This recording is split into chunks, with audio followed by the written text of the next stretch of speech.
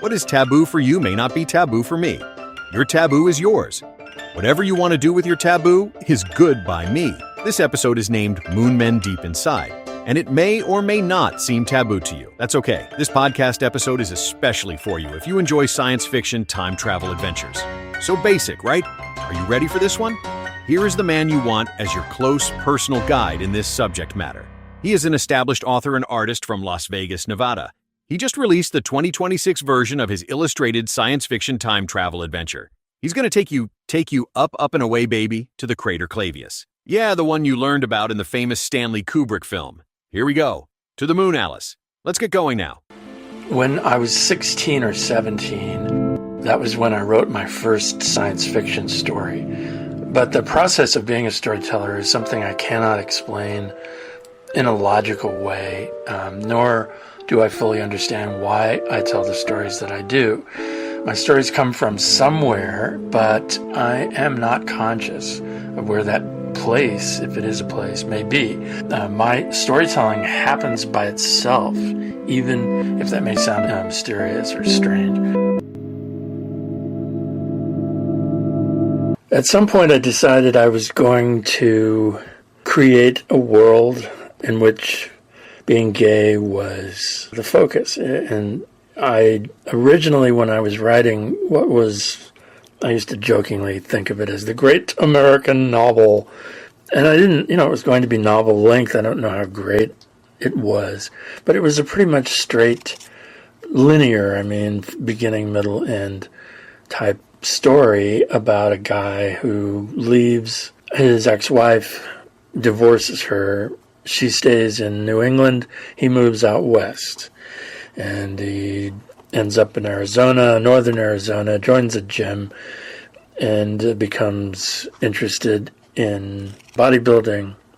He takes sports performance-enhancing drugs like all the men did in those days in the gym.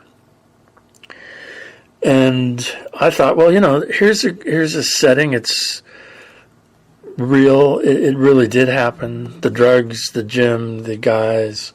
So I thought, well, let's make it fictional instead of a first-person narrative about myself, the narrator. So I created this world that became a basis on which the entire story is told in the novel.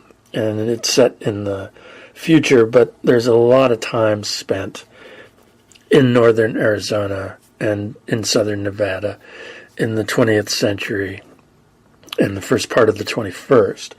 So all of that was based on my experiences having lived there.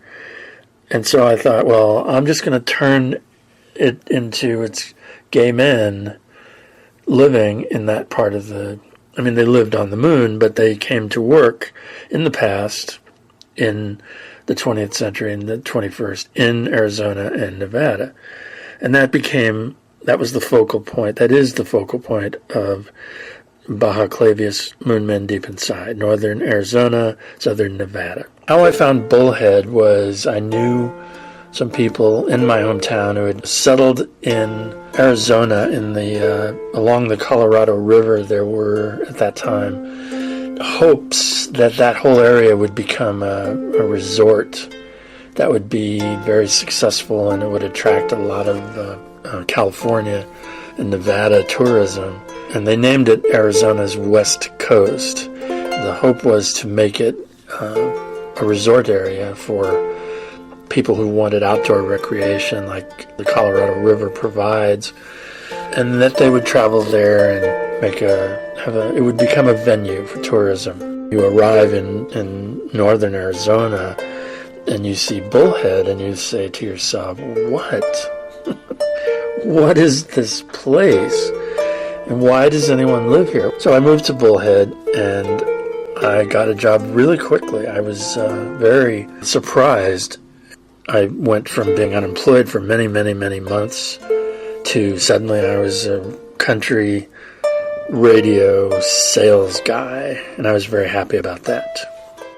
It was when I lived in Bullhead that I began to discover who I really was, and that experience of living there was an eye-opener for me And I wasn't expecting that. And I feel like, well, okay, now I have to give something back. And that led to me writing what became Baja Clavius, Moon Men Deep Inside.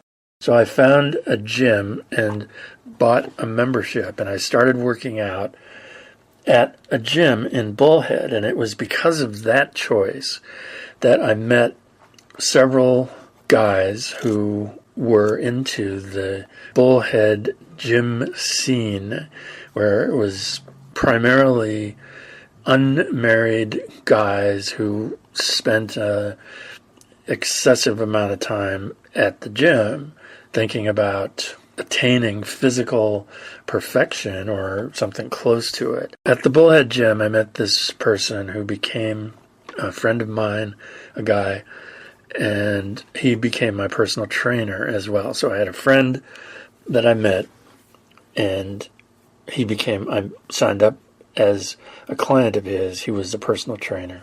He was very different from the other guys. He was interested in exploring life and had been in the Marine Corps, and he wasn't from Bullhead. He was born in New York City, but had lived in Phoenix and ended up in Bullhead as a personal trainer. We started hanging out together, and I don't know, there were people who thought we were gay. I don't know, honestly, what we looked like to the rest of the world, but his mother used to say that she thought we were gay. I don't know if we were touchy with each other, men touching men, or that his mother had just seen us together a lot. We ended up moving to Phoenix from Bullhead. So people thought we were gay. It wasn't just his mother, it was other people that we knew in Phoenix. To guys who go to gyms, can they be gay? Well, yeah. I mean, where else can you be naked with other men and be interested in bodies of men, talking about, well, I worked on my pectorals today, that kind of, where else could you have that kind of ready access to masculine men except in a gym? So yeah, it's easy, and it happens all the time. There are gay men who are members of gyms. Just accept that.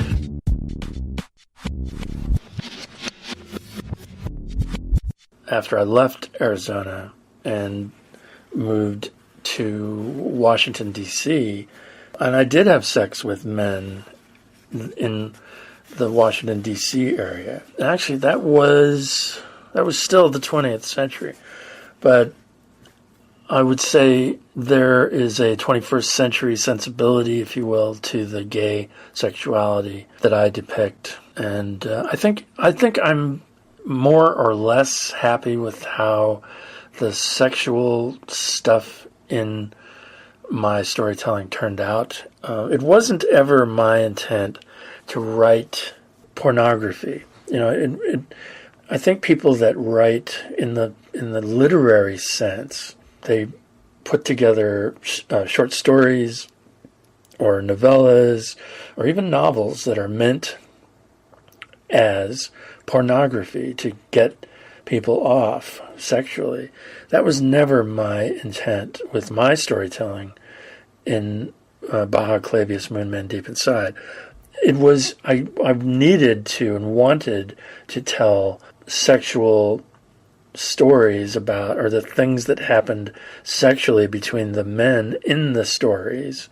But it was never intended to be pornography. It was never intended for prurient, is that the way you pronounce it? Prurient reasons. It wasn't for self-pleasure while you're reading. It never was that at all. So I think that I brought storytelling first to the mix, and then blended in the time travel stuff, the technology stuff, and the gay sex between characters in the storytelling.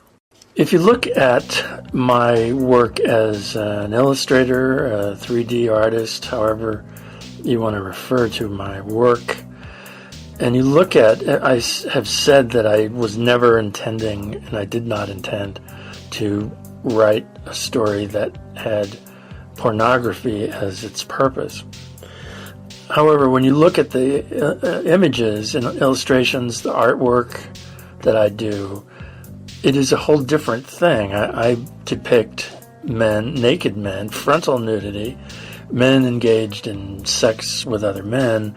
And when a person chooses to do that, as I have chosen, I guess the question needs to be asked, well, why are you doing that? Why did you choose to have naked men, frontal nudity, men having sex with men, and so forth? Well, I don't think I ever sat down and said, today I'm going to do naked men, frontal nudity, men having sex with men. It sounds kind of bizarre, but it just turns out that way. The inspiration for the images, my art, the characters I create, all of that comes from somewhere, and as I have said elsewhere, I don't know where that comes from. It's not a sit down and let's be conscious thing. So I have to also say that I am not intending, when I do illustrations, digital art, frontal nudity, men having sex with men, I don't do that to get people off sexually. That is not what I think about when I create in the visual sense as opposed to writing text. I am, as I have said, I don't consider what I wrote, Baja Clavius, Moon Men Deep Inside, is not intended to be pornography. And I would have to say the art or illustrations, whatever you call it, that is not also intended to be pornographic. It disturbs some viewers, but it was never my intent. Even today, I do not intend to get people off sexually with my creativity in the visual sense. If there is a philosophy or a way of thinking or a belief system that can be identified in Baja Clavius, Moon Men Deep Inside, it would be something like this. I, as the writer, as the author, as the illustrator, I have an atheistic view. In the imaginary world that I created in the future, 200-something years from today, the agency, the time travel agency that the story is about, and the agents who work for the agency, all understand that there is no interventionist deity. There is no God. It's an atheistic world. And that the most powerful thing in human culture and human civilization, the most powerful thing is time travel.